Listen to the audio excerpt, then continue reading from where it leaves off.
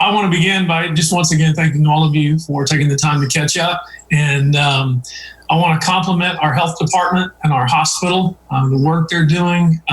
It's important for us to remember that we started using this word, that this is a fluid situation, and our health department and our hospital didn't go to college and didn't go to medical school to probably deal with what we're talking about and what our nation is dealing with, what our state is dealing with. And every day brings pretty much a new experience that they're having to work through.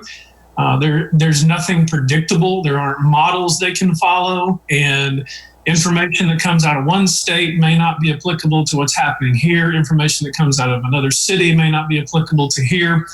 So everybody is really doing a great job. I know they're doing the best that they can possibly do. And so thanks to them and thanks to everybody involved in this, from the press corps to hospitals to the school district. Who would have imagined that a school district was going to have to determine whether or not to have graduation, what that's going to mean to multiple kids. That goes all the way to colleges not being able to have graduations. Countless brides and grooms who are having to reschedule weddings and they don't even know when they can reschedule a wedding. So hopefully just with me reviewing this, everybody realizes we're all attacking something very fresh every day. Thankful for what the city is doing at the city level. We have meetings. We have some meetings later this week. We have a council meeting next week. Our city staff is doing a tremendous job preparing budgetary changes and things we're having to adjust to, as well as projecting where we think we might be with tax receipts, sales tax receipts, where we might be related to what our economy is doing. So our city staff is as well adjusting to this new season of a reality and what that's going to mean for us. The council is working hard. Council members have been working hard related to other areas of the city, and really just doing a great job as we try to prepare for what's next. That leads me to this whole issue of where are we? When are we going to open? What are we going to do? I am thankful for Judge Johnson telling you what the governor did last week. There was a little bit of, quite frankly, frustration in the sense that I think we were anticipating a little more direction. Hopefully that will come this Friday. I know there's a lot of tension on all sides because there's a little bit of tension of could we open too early? What does opening too early look like? What could it do to us? I know that's balanced by an equal tension that says just open the thing and let's see what's happening. And so both of those are extremes, and that's really what we're dealing with in this entire situation. Is rarely is anything not an extreme. So we've got to figure out how to stand in the middle here and not make either side happy.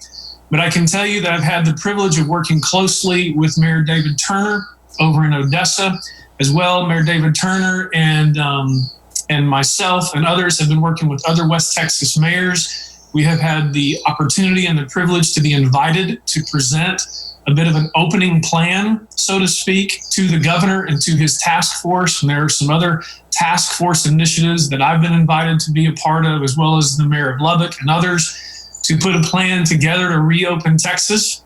And so hopefully our plan, I'm assured that our plan that we put together has been put in front of the governor for consideration.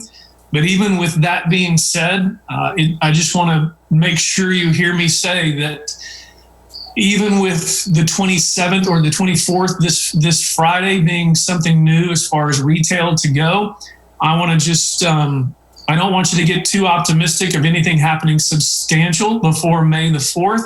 And I don't want us getting too excited about anything happening that's not going to be slow. It is going to be a slow open. Businesses have a responsibility as we go through this opening process to not abuse the opportunity. You need to apply the same discipline in reopening as you applied in shutting down.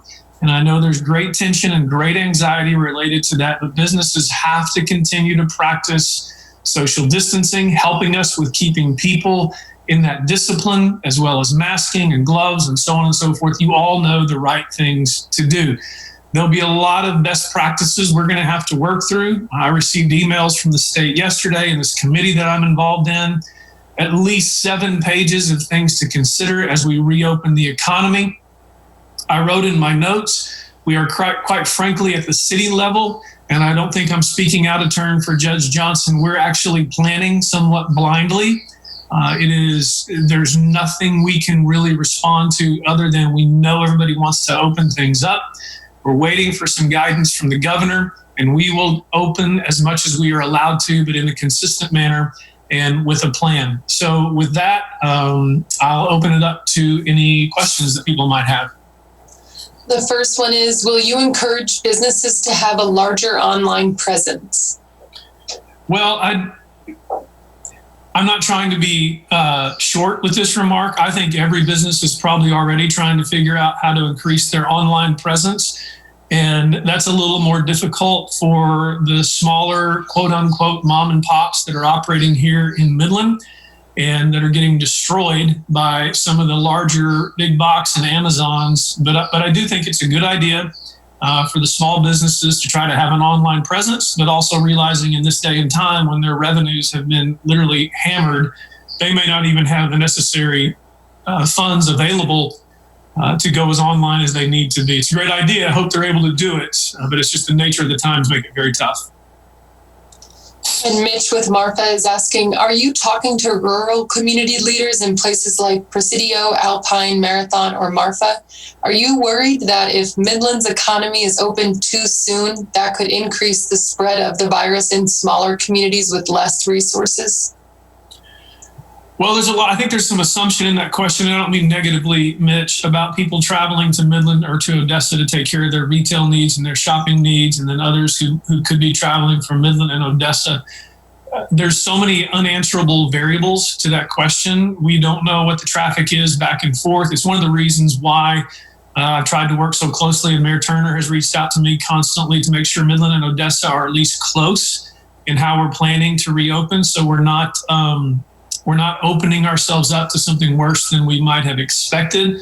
The first part of your question about whether or not we were talking to more rural communities, not really.